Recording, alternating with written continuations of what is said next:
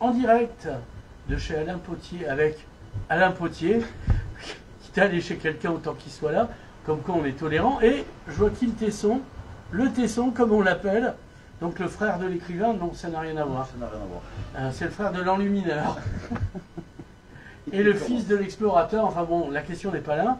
Ah oui, parce qu'il faudra qu'il parle de son père. Bon, la question n'est pas là. Pour parler rancio et cigares, hein, voilà, et des vins sexidatifs. Alors, on va commencer par là. Comment on s'est retrouvé avec ce terme sexidatif? C'était au regretté Ubu. Et oui, tu te souviens, oui. Il y a déjà quelques années, Oui. quelques jours avant notre salon des Rancios, à Perpignan, des Rancios secs, il y avait la conférence de presse. Et c'était Denis Dupont, pour l'Indépendant, Qui est retraité maintenant. qui représentait le journal officiel du département, Ouais. qui, d'un seul coup, dans la salle, dit « Mais les Rancios, c'est bien, mais c'est pas sexy comme nom. C'est pas sexy. » Alors on lui a dit qu'il avait raison, qu'on n'avait pas encore trouvé pour l'oxydatif les mots qu'il fallait. Et là, le smatcher de l'équipe, Voilà, Jean l'héritier, voilà, monte au filet et bam! paf, et il dit les vins sexidatifs. Et donc l'après-midi même, on faisait les t-shirts pour quelques-uns pour le salon avec les vins Ouais, sexidatifs. j'ai cette chance. Voilà. T'en as fait plein parce que c'est On n'en a bien, pas les fait t-shirts. plein, on en a fait quelques-uns. Non mais plein au sens il y en a 4, on en a créé 4. Oui. Donc voilà, des Rien que sexidatifs. ça vaut la. Oui. C'est comme la CGT avec le train de fret. Ils ont des t-shirts aussi. Ah oui, mais eux, ils sont armés. Eux. Donc, moralité. Alors, on va commencer. C'est quoi le rancio sec? Mais les Rancios secs, tu sais, c'est un type de vin qui est un élevage oxydatif. Donc c'est sa particularité. Et il n'est pas tout éleveur seul. de barrique alors. Et il n'est pas tout seul. On a fait un livre sur le monde des vins oxydatifs secs, Ouais, voilà. qui explique en Europe, dans tous les pays d'Europe, notamment pour nous en France, le vin jaune évidemment, qui est Ouais. un vin aussi oxydatif, mais pas avec le même cépage et pas avec la même vinification, puisque c'est un vin de voile, Mhm. contrairement au rancio, on y reviendra. Et les plus connus sont les RS Seco oxydatifs secs, qui sont connus. Mais on fait de l'oxydatif partout maintenant. On fait même du champagne oxydatif, on en fait dans tous les sens, Mhm. ainsi qu'aux États-Unis et dans tous les pays, on y est maintenant. Et donc c'est vraiment une carte mondiale Et des on a oxydatifs. failli avoir un salon international des vins oxydatifs. Oui, exact. Mais Dieu merci, ça n'est pas arrivé. Ça n'est pas arrivé. Parce qu'ici, on est prudent. La réussite, on s'en méfie. Exactement. Bravo. Voilà ce que c'est qu'un rancio, c'est un vin. En gros, c'est 5 ans d'élevage pour être en appellation. En IGP, il y a 2 IGP sur le département. Il y a une IGP Côte Catalane et une Mhm. IGP Côte Vermeille. 2011, les décrets d'application sont mis en œuvre, donc il y a toute une procédure de déclaration, d'agrément, etc. pour être rancio sec. Mais C'était Marc Parcé qui s'est battu pour ça, si mes souvenirs sont oui, à l'époque, tu as des grands souvenirs, toi. J'ai fait un documentaire sur Oui, d'accord. Bon, voilà, c'est ça. Bref, il y a eu un mouvement, puisque c'était un vin qui allait disparaître. Hein. Ouais. Tout ça, on l'explique dans notre livre Ça a été un produit collector. sentinelle de Slow Food. Un produit sentinelle de Et Slow c'est Food. devenu une IGP, ce qui garantit la non-disparition du produit. Complètement, en 2011. Et voilà. Bon, on explique tout ça dans ce fameux livre collector Ouais. qu'on a sorti en 2016. On a toujours Jean l'héritier dedans, mais on a qui à l'époque? Alors, moi, je fais des livres collectifs. Ouais. Donc, il y a beaucoup de monde et les meilleurs dans leur secteur. Ça, c'est à force de fréquenter Fidel Castro, tu vois, tu fais... Mais je vais peut-être te lire juste quelques lignes du préambule. Ouais. Bon, c'est écrit par moi, mais... Le vin perpétuel. Pourquoi ce pays irait-il abandonner ce qu'il savait faire de mieux? C'est en paraphrasant la troublante question sur le rancio sec d'Henri l'Héritier, regretté vigneron, écrivain et producteur de ce vin à Rivesaltes, que nous est venue, claquant comme une évidence, l'idée de ce livre. Il fallait sans tarder davantage porter réponse et nous déterminer, nous tous, amateurs de goût oxydatif, comme producteurs, dans notre choix de vie. Spécificité méditerranéenne, ces vins que leur couleur ne rattache ni au rosé, ni au rouge, ni même au blanc, sont de la plus fière manière des vins résistants. Les rancios secs soutiennent et subliment les plats aux saveurs les plus entêtantes. Ils s'installent et conquièrent le palais et la bouche ou les papilles. Ils font crânement front aux préjugés comme aux étroites cases d'une œnologie moderne, univoque et aux ordres. Leur caractère trempé leur confère une forme d'éternité, et puisqu'ils ont résisté si bravement au temps, à en devenir ce vin perpétuel. Voilà comment on définit le rancio sec, parce que c'est un vin qui ne bouge plus, hein, c'est un vin qui n'a pas été muté, encore une fois, c'est un vin sec, hein, donc élevé donc, avec l'air, c'est le seul vin qui peut supporter l'air, d'accord, et c'est procédés qui nous viennent de l'Antiquité, C'est ça qui est absolument extraordinaire. Et du coup, le rancio, c'est notre trésor catalan. Dans les 10 régions de production en Catalogne, il y en a 8 qui font du rancio, c'est avec du Biranci qui font du rancio, qui était aussi tendance à disparaître et qui remonte aussi formellement. Mais notre difficulté en Roussillon, avec le problème de small is beautiful, on n'est que 40 producteurs à en faire sur 400, ce qui n'est pas beaucoup. On était sur un envol de notoriété, puisqu'il fallait donner confiance au rancio, et progressivement, malgré tout, on ne développe pas des nouveaux producteurs. Puisque les nouveaux vignerons qui s'installent magnifiquement partout dans le territoire et qui en veulent, n'ont pas ce goût du rancio. Ah, d'accord. Ils n'ont pas ce goût. Et donc, les Japonais là, qui sont installés... par exemple, tous n'en font pas parce qu'ils n'ont pas l'idée, pour eux c'est compliqué, alors que c'est un vin plutôt simple à faire. Enfin, il ne faut pas exagérer, mais il faut y aller mollo. Et donc, il n'y a pas de nouveaux producteurs. Et ça, c'est la difficulté.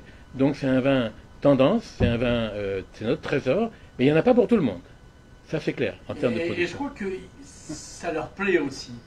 Les producteurs. Les producteurs, de garder un entre-soi de rancio. J'ai des amis producteurs qui quasiment ne veulent pas le vendre. Moi, je suis passé du golf au polo parce qu'il y avait ce qu'on appelle la démocratisation. Non, t'es emmerdé par les ploucs quand tu vas jouer au golf. Et là, au moins, le polo, tu as 7 chevaux par joueur et t'es pas emmerdé par les pans. Voilà, certain. Et le rancio, ça doit rester ça, d'après eux. Tout à fait. Alors, là, quand on va arriver, je sais que tu vas vouloir parler de mon dernier rancio, puisqu'on est là aussi. C'est le prétexte. Le prétexte pour ça. Donc, alors, explique-nous pourquoi c'est le dernier aussi. Parce que dans la vie, tout t'es un flambeur, enfin pas toi, mais... Non, dans la vie, tout a une fin. Je sais que mon domaine a brûlé entre Bagnoux-Cerbère, le domaine de la Tourasse a brûlé l'année dernière, entièrement brûlé. Donc, il a fallu réfléchir. Les problèmes climatiques sont réels. Avec d'année en année des difficultés terribles, et sur la côte Vermeille... Ça fait combien d'années qu'il n'y a plus de neige sur tes vignes? Ça fait longtemps. Tu sais, c'est Alphonse Allais qui disait la beauté de notre paysage là-bas, parce que j'étais face à la mer. La beauté, ça se mange pas à la petite cuillère, dit-il. Et c'est assez intéressant parce que la beauté, ça suffit pas. C'est des conditions de travail qui sont très dures, très difficiles. Donc voilà, plus changement climatique, plus l'incendie, plus moi une petite opération des cervicales, parce que dans le métier de vigneron, tout est en force. Tout est en force, surtout, comme toujours. Là où tu étais, oui, mais pas que des terrasses, mais t'en avais. Mais partout en force. Donc voilà, c'est la fin, donc j'ai arrêté et je termine en beauté avec mon ex-compagne. Donc on a fait ce rancio. Qu'est-ce qu'on a fait de mieux? Et elle aussi vigneronne. Oui, tout à fait dans l'Aude. Elle gère une grande cave coopérative. Oui. Et donc on a fait ce qu'on a fait de mieux en 13 ans sur la côte Vermeille, ce dernier rancio sec. Parce qu'en 22 ans, c'est votre fille, quand même. Oui, c'est notre fille. Bravo. Non, 13 ans, ce qu'on a fait de mieux sur la côte Vermeille. Bien sûr, il y a le vin qui voit la mer, qui est connu. On fait d'ailleurs une verticale des vins qui voient la mer le 26 septembre, avec la cave la Part des Anges. C'est la première fois que sur Perpignan, on fera une verticale. On en a fait à 7. Alors c'est quoi une verticale? Parce que moi, je fais de l'escalade, je crois savoir, mais je peux me tromper. Une verticale, c'est une dégustation de tous les millésimes. Alors, du plus ancien au plus récent, ou le contraire. Alors, tu as tous tes millésimes, quand même. Oui, bien sûr. J'ai la chance de pouvoir garder sur la difficulté du producteur, c'est de garder des millésimes. Donc, j'en ai de quoi faire quelques verticales.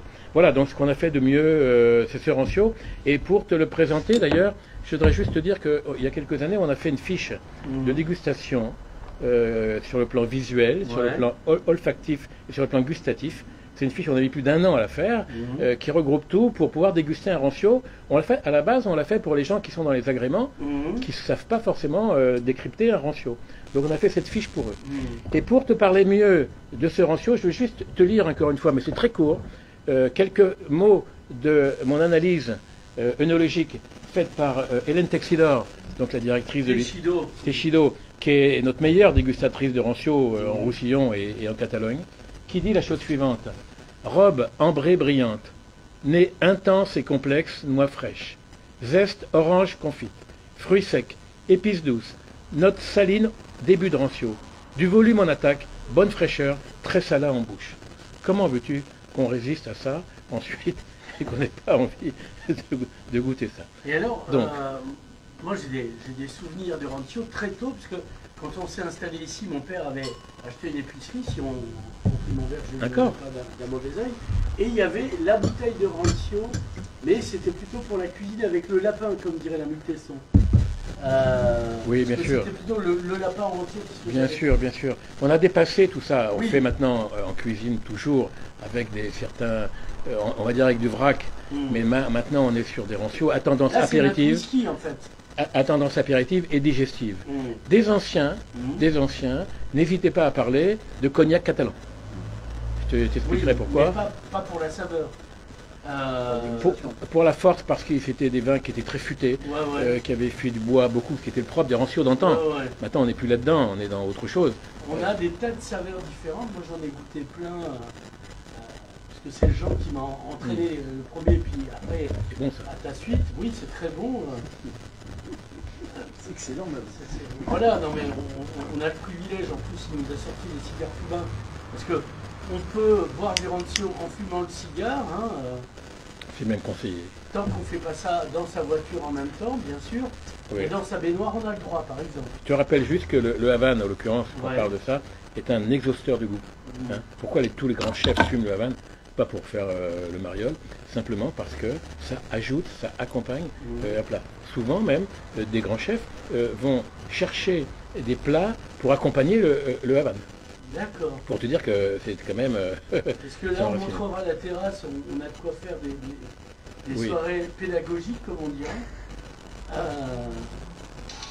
Évidemment, il y a toujours un...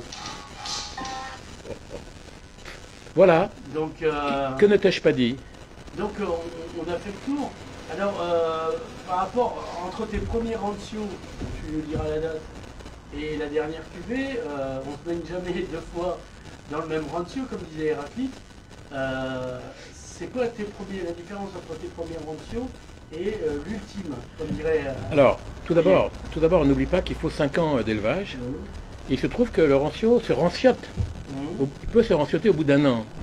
Et donc on a sorti, nous, un premier rancio sec qui n'avait pas le droit de porter ce nom, au bout de 2 ans. Au bout de 2 ans, donc, malgré tout, nos décrets, on s'en est aperçu très tard, ça, parce qu'on ne lit pas les choses. On ne lit pas ces contrats d'assurance, on ne lit pas les contrats d'entretien, et il se trouve qu'on n'avait pas lu nos décrets d'appellation comme il faut.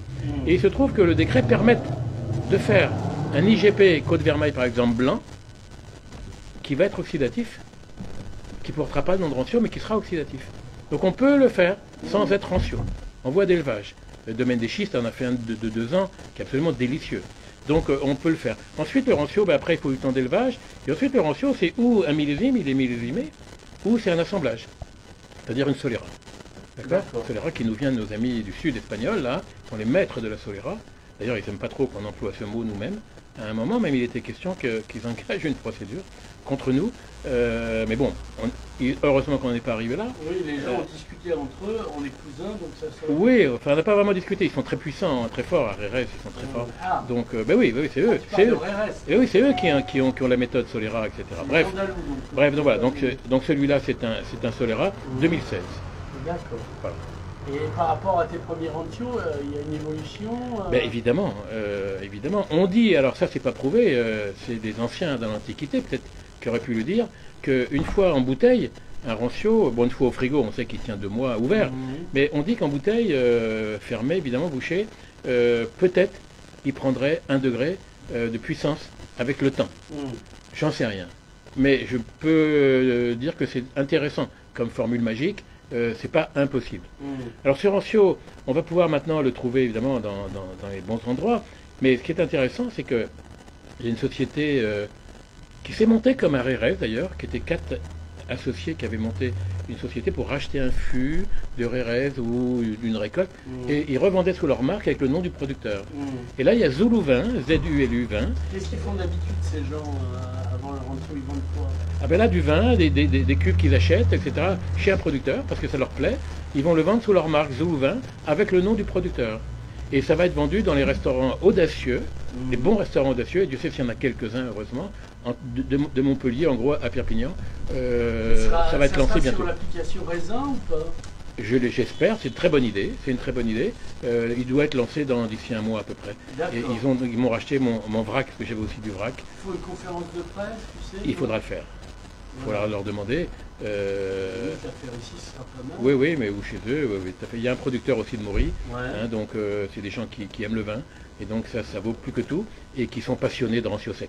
Donc ils méritent tout pour ça. Donc, on a fait le tour d'un peu tout, là. Est-ce qu'on peut passer à Tesson? Et bien sûr. Alors, je vais rapprocher le micro et rapprocher le tesson aussi. Pour faire le ménage, ça, non? Ouais, non, mais attends. Voilà. Pose-le. Bon, check. Voilà. Et alors, Ah bah, c'est bon. Joachim Tesson, chef cuisinier de profession. Qu'est-ce qu'on pourrait manger avec ça? Parce que bon, c'est bien beau de boire, mais de fumer, mais il manque un truc. Eh ben, tout dépend de ce qu'on veut faire en fait. Je pense qu'au niveau en termes d'apéritif, surtout sur un produit comme celui-là, ça peut être vraiment intéressant de partir sur des produits simples, des classiques, des anchois, un pain toasté, de l'ail frotté légèrement, style tapas. Mais surtout, c'est vrai qu'on est sur du digestif, sur des plats, ça doit être assez difficile d'accommoder.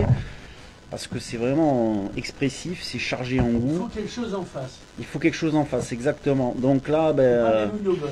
ben voilà, vu que j'aime bien le cerf dans la vie de tous les jours, Ouais. je proposerai pas une recette à base de cerf. Voilà. Oui, parce que tu as un cerf qui vient de visiter. Voilà, en montagne. Alors. exactement. Tu vas le garder. Voilà. Donc voilà, mais par contre j'étais à la montagne là, il n'y a pas longtemps avec la famille, on a visité une petite ferme et il y avait des lapins. D'ailleurs, en avait un, j'ai prénommé Moutarde parce qu'il m'inspirait. Donc, oui, on va partir sur du lapin. Je pense que les gens ils peuvent facilement trouver ça chez leur boucher.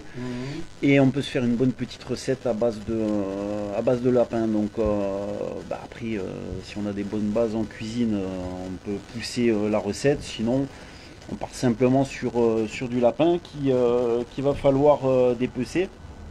Je blague. Ouais. Qu'il va falloir bien saisir. Une garniture aromatique, carottes, oignons, les gousses d'ail habituelles. Ben, voilà, exactement. Si c'est un lapin vampire, évidemment. On va réserver cette partie. Ensuite, avec la garniture aromatique, on va mouiller avec le rancio et on va légèrement laisser réduire. Ensuite, ce qui peut être intéressant sur un produit comme celui-là, c'est du chocolat. Donc moi, j'irai carrément m'avancer sur une petite réduction légère de la sauce, un tout petit peu de fond brun, et ensuite lier la sauce avec du chocolat, du bon chocolat noir. Du chocolat noir, du vrai chocolat noir, exactement, en copeaux. Ou on peut en dessous 50%. Moi, je pense que sur un produit comme ça, du lapin qui est quand même, voilà, c'est fort en bouche. Ouais. On peut partir sur, parce qu'on va mettre des copeaux, hein. On va pas mettre 1 kilo de chocolat, sinon, sinon ça devient un dessert. Hein. Voilà. Je pense on peut y aller délicatement, quelques copeaux de chocolat noir par-dessus. Voilà, on remet notre lapin en cuisson comme un fond de braisage à couvert pour pas que le produit ne s'évapore trop. Je parle du rancio sec. Et à mon avis, on peut avoir quelque chose de vraiment sympa. Un petit peu de poivre de compote éventuellement. Pour ceux qui peuvent trouver ça. Pas du poivre de compote, ça n'a rien à voir. Non. Un poivre chinois, c'est du Sichuan ou c'est un autre poivre? Non, le poivre de compote, c'est asiatique, c'est du côté de l'Asie. Moi, quand j'ai fait tous mes voyages en Asie, justement, au Vietnam, au Cambodge, etc. Asie, voilà. parce que sinon, en Asie, ça peut prêter à confusion. Ça peut prêter à confusion. Voilà, qui va permettre en fait de relever aussi encore un petit peu le tout. Mais après c'est complexe, je pense que c'est très complexe même pour un cuisinier. Moi j'ai quand même des années d'expérience de pas dénaturer le produit, de rester sur le produit brut. C'est complexe à mon avis de pouvoir l'accommoder avec un plat. Il faut vraiment trouver un équilibre et là il y aurait vraiment des élaborations de recettes à faire et beaucoup de temps à passer. Mais je pense que ça peut être vraiment intéressant et ça mériterait d'être aussi connu que nos muscats locaux, nos bagnoles, parce qu'on est vraiment sur un produit qualitatif.